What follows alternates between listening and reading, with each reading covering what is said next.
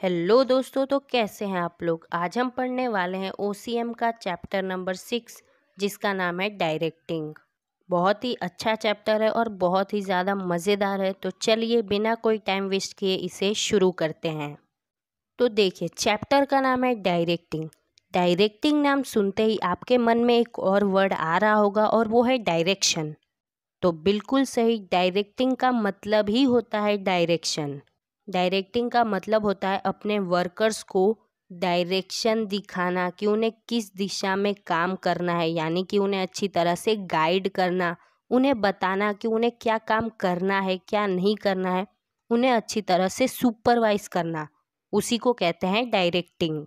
ये जनरली मैंने आपको बता दिया। अब देखते हैं इसका इंट्रोडक्शन। तो देखिए, मैनेजमेंट के अंदर बहुत सारे काम होते हैं जैसे कि planning, organizing, staffing and controlling. और आपको ये भी पता है कि प्लानिंग और ऑर्गेनाइजिंग में बहुत सारे डिसीजन लिए जाते हैं। अब इन डिसीजन को बिजनेस यूनिट में अच्छे से इम्प्लीमेंट कब किया जा सकता है? जब डायरेक्टिंग अच्छे से हो, यानी कि जब एम्प्लॉयज़ को अच्छी तरह से डायरेक्शन दिखाया जाए। तो अब देखिए, डायरेक्शन का मेन काम तो यही है कि हम एम्प्लॉयज़ को जो काम दे वो अच्छी तरह से वो काम हमें वापस करके दे दें। अगर आपको अपने बिजनेस यूनिट में गोल्स को अचीव करना है तो इसके लिए बहुत ज़्यादा ज़रूरी है कि वहाँ के जो लोग हैं वो मिलजुल के काम करें, यानी कि उनमें कोऑपरेशन रहे। तो डायरेक्टिंग के अंदर क्या क्या चीज़ें आती है? तो यहाँ पर पहला काम आता है सुपरविज़न का, यानी कि यहाँ पर एम्प्लॉयज़ को अच्छी तरह से सुपरवाइज़ किया जाता है, उन्हें ऑर्डर दिया जाता है, इंस्ट्रक्शन दिया जाता है कि उन्हें क्या काम करना है। इसके अलावा उन सभी लोगों में कोऑपरेशन बनाया जाता है। अब देखिए, जो पर्सन डायरेक्शन दिखा रहा है अगर वो अच्छा हुआ तो एक साधारण से साधारण एम्प्लॉय भी बहुत अच्छा रिजल्ट देगा। लेकिन जो पर्सन डायरेक्शन दिखा रहा है वही अच्छा नहीं हुआ तो एक अच्छे से अच्छा एम्प्लॉय भी कुछ नहीं कर पाएगा। फॉर एग्ज़ाम्पल, अगर एक बहुत अच्छी टीचर हुई तो एक वर्स्ट से वर्स्ट बच्चा भी क्यों ना हो जिसे कुछ नहीं आता हो, वो भी बहुत अच्छा स्कोर कर सकता है। लेकिन अगर टीचर ही अच्छी नहीं हुई तो एक बेस्ट से बेस्ट बच्चा भी अच्छा रिजल्ट नहीं ला सकता है। अब ये डायरेक्शन के अंदर जो भी काम होते हैं, यानी कि डायरेक्टिंग के अंदर जो भी काम होते हैं उससे वॉर के स्ट्रेटेजी के साथ कंपेयर किया गया है। लेकिन क्यों? तो देखिए, वॉर के अंदर भी क्या होता है, वहाँ पर भी देखा जाता है कि हमारे पास क्या क्या टूल्स हैं जिससे हम लड़ाई करेंगे, हमारे पास क्या क्या मटेरियल है, हमारे पास कैसा मैन पावर है, यही सब देखा जाता है। In the same way directing के अंदर भी यही सब देखा जाता है कि हमारे बिजनेस यूनिट में क्या क्या टूल है, क्या क्या मटेरियल है, हमारे पास कैसे एम्प्लॉयज़ है, हम उन्हें किस तरह से यूज़ कर सकते हैं। बिजनेस यूनिट हमेशा ठीक तरह से नहीं चलेगा, उसके अंदर बहुत सारी प्रॉब्लम आती ही रहेंगी। तो उन प्रॉब्लम्स को किस तरह से हटाया जाए, ये सारी चीज़ें डायरेक्टिंग के अंदर देखी जाती है। इसीलिए डायरेक्टिंग के फंक्शन को और वर्क के स्ट्रेटजी को कंपेयर किया गया है कि ये दोनों एक ही जैसा होता है। ये तो था एक इंट्रोडक्शन। अब देखते हैं डायरेक्टिंग का मीनिंग क्या होता है। So direction means to guide the workers, make them aware of the work, supervise them and to maintain their enthusiasm for the work. Direction का मतलब होता है वर्कर्स को गाइड करना, उन्हें बताना कि उन्हें क्या काम करना है, उन्हें अच्छी तरह से सुपरवाइज करना और अच्छी तरह से वो काम कर सके इसलिए उन्हें हमेशा मोटिवेटेड रखना। सिंपली आप ये कह सकते हो कि वर्कर्स को हम जो गाइडेंस देते हैं उसे ही कहा जाता है डायरेक्शन। आपको मीनिंग समझ आ गया होगा। फिर भी कुंस एंड ओडोनेल बाबा जी ने कुछ कहा है, तो चलिए देखते हैं उन्होंने क्या कहा है। वो कहते हैं direction is the executive function of guiding and observing subordinates. तो इन दोनों ने बहुत ही सिंपल चीज़ कही है। इन दोनों ने यही कहा है कि डायरेक्शन का मतलब ये है कि आप सबॉर्डिनेट्स को, यानी कि एम्प्लॉयज़ को गाइड करो एंड ऑब्जर्व करो। It is the executive function of guiding and observing subordinates. अब चलते हैं नेक्स्ट टॉपिक पे, वो है डायरेक्टिंग के कैरेक्टरिस्टिक्स। सबसे पहला है गोल ओरिएंटेड एक्टिविटी। अब देखिए, ये डायरेक्शन क्यों किया जाता है? ये डायरेक्शन इसलिए किया जाता है ताकि एम्प्लॉयज़ मोटिवेटेड रहे और हम एम्प्लॉयज़ को एक रास्ता दिखा सके कि उन्हें क्या करना है और क्या नहीं करना है। जब एम्प्लॉयज़ अपना काम अच्छी तरह से करने लगेंगे तो क्या होगा, हमारी बिजनेस जो है वो अपना गोल अचीव कर लेगी, हमारे बिजनेस के जो भी ऑब्जेक्टिव्स होंगे वो इजीली अचीव कर लेगी। So it is a goal oriented activity. Second आता है function at every level of management. ये जो डायरेक्शन है ना, ये हर लेवल पे होता है, चाहे वो टॉप लेवल हो, मिडल लेवल हो या बॉटम लेवल हो। टॉप लेवल पे जो मैनेजर्स होते हैं वो मिडल लेवल के डिपार्टमेंटल ऑफिसर्स को डायरेक्शन दिखाते हैं कि किस तरह से टारगेट बनाना है, किस तरह से पॉलिसी बनानी है। इन द सेम वे वो जो मिडल लेवल वाले होते हैं वो बॉटम लेवल वालों को डायरेक्शन दिखाते हैं, और जो बॉटम लेवल वाले हैं वो लोग क्या करते हैं, वर्कर्स को डायरेक्शन दिखाते हैं कि उन्हें किस तरह से काम करना है। थर्ड आता है कंटिन्यूअस प्रोसेस। तो जब तक बिजनेस रहेगा तब तक डायरेक्शन भी रहेगा, क्योंकि जब तक बिजनेस रहेगा तब तक एम्प्लॉयज़ रहेंगे और तब तक एम्प्लॉयज़ को हम डायरेक्शन दिखाते ही रहेंगे कि उन्हें क्या, कैसे और कब करना है। So it is a continuous process. Fourth one is observation of function. अब डायरेक्शन के अंदर क्या किया जाता है, यहाँ पर देखा जाता है कि एम्प्लॉयज़ उसी दिशा में काम कर रहे हैं कि नहीं जिस दिशा में उन्हें काम करने के लिए कहा गया है। क्योंकि देखिए, डायरेक्शन का मतलब सिर्फ यही नहीं होता है कि उन्हें गाइड करना या फिर उन्हें ऑर्डर देना कि आप ये करो, आप ये करो, बल्कि डायरेक्शन के अंदर ये भी देखा जाता है कि वो सही तरह से काम कर रहे हैं या नहीं, यानी कि वो सही दिशा में जा रहे हैं कि नहीं।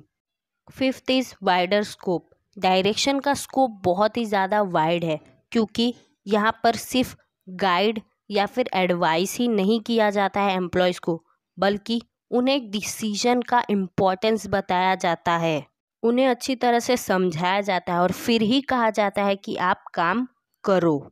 Sixth is communication.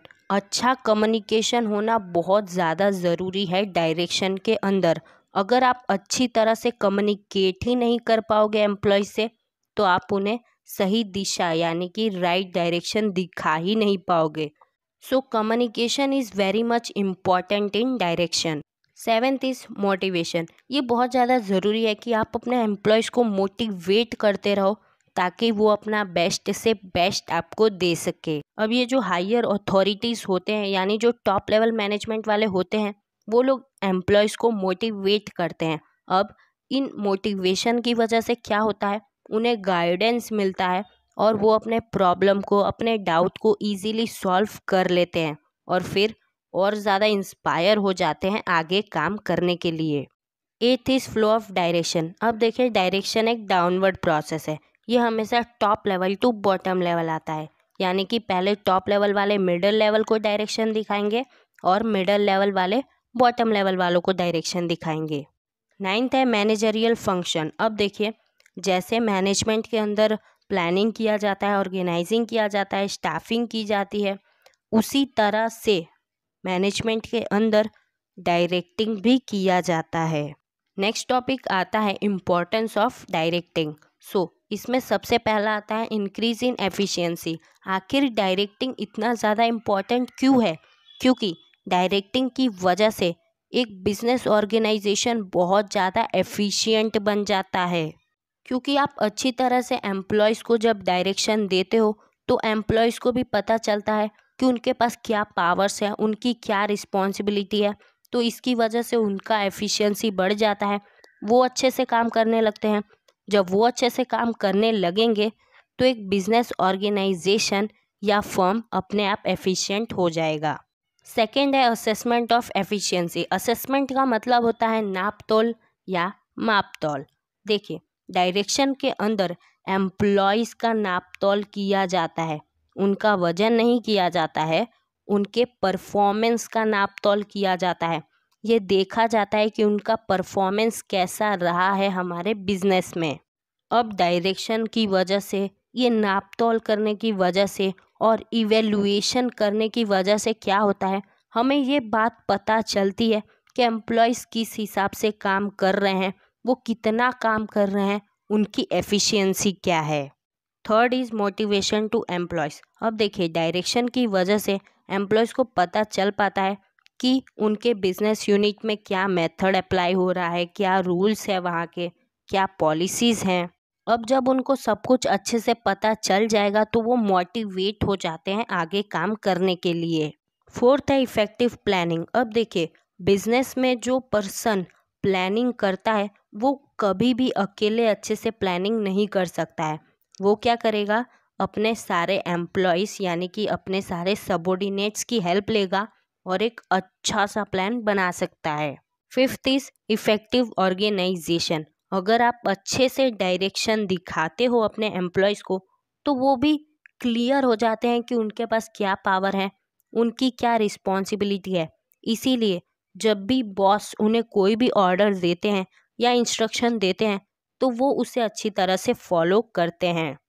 इससे ऑर्गेनाइजेशन बहुत ज़्यादा इफ़ेक्टिव हो जाता है। सिक्स्थ है कोऑर्डिनेशन एंड कोऑपरेशन। जब डायरेक्शन अच्छे से दिखाया जाता है तो सारे एम्प्लॉयज़ एकदम मिलजुल के काम करने लगते हैं, क्योंकि हम क्या करते हैं, हम ये देखने लगते हैं कि कौन सा एम्प्लॉय कौन सा काम अच्छे से कर पा रहा है तो हम उसे वही काम देते हैं, तो वो और खुश होके काम करता है। सेवेंथ है फंक्शन ऑफ कंट्रोल। अब देखिए, डायरेक्शन की वजह से क्या होता है, एम्प्लॉयज़ बहुत कम गलतियां करते हैं, बहुत ही कम एरर करते हैं, जिसकी वजह से कंट्रोलिंग का फंक्शन आसान हो जाता है। कंट्रोलिंग में हम क्या देखते थे, यही देखते थे कि कितनी गलतियां हो रही है, कितनी नहीं हो रही हैं। अब अच्छा डायरेक्शन दिया जा रहा है तो गलतियां होंगी ही नहीं, तो कंट्रोलिंग का फंक्शन अपने आप आसान हो जाएगा। एथ है इंक्रीज इन एंथ्यूजियाज्म। डायरेक्शन की वजह से क्या होता है, एम्प्लॉयज़ का एटीट्यूड ही बदल जाता है काम के प्रति। उनका इंटरेस्ट बहुत ज़्यादा बढ़ जाता है। अगर कोई प्रॉब्लम आता है तो वो इजीली उसका सल्यूशन लेके आ जाते हैं, जिसकी वजह से क्या होता है, उनका एंथ्यूजियाज्म बढ़ जाता है। नाइन्थ आता है फाइंडिंग आउट डेविएशन। डायरेक्शन के हेल्प से हम ये पता लगा सकते हैं कि एम्प्लॉयज़ उस हिसाब से काम कर रहे हैं कि नहीं जिस हिसाब से उन्हें काम करने को कहा गया है। और अगर वो लोग नहीं कर रहे हैं, इसका मतलब कोई गलती है, कुछ डेविएशन आ गया है, तो हम इजीली उस डेविएशन को फाइंड आउट कर सकते हैं, कुछ इफ़ेक्टिव स्टेप्स ले सकते हैं और डेविएशन को कंट्रोल कर सकते हैं, यानी कि डेविएशन को पूरा हटा ही सकते हैं। तो ये थे डायरेक्टिंग के इम्पोर्टेंस। होप सो आपको समझ आया होगा। अब अगला जो टॉपिक है वो है एलिमेंट्स ऑफ डायरेक्टिंग, यानी कि डायरेक्टिंग किन किन चीज़ों से मिलकर बना हुआ है। सबसे पहला है सुपरविजन, दूसरा है मोटिवेशन, तीसरा है लीडरशिप, चौथा है कम्युनिकेशन। तो चलिए देखते हैं सुपरविजन को।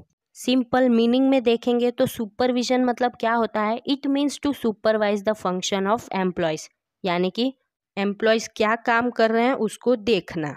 अब यहाँ पे आरसी डेविस जी आ गए हैं और वो भी हमें कुछ समझा रहे हैं। तो ये कह रहे हैं कि it is the function of assuring that the work is being done in accordance with the plan and instructions. So इनके हिसाब से सुपरविजन का क्या मतलब होता है, तो इसका मतलब ये होता है कि ये देखना कि आपने एम्प्लॉयज़ को जो काम दिया था वो according to plan and instruction आपको वो काम वापस करके देते हैं कि नहीं।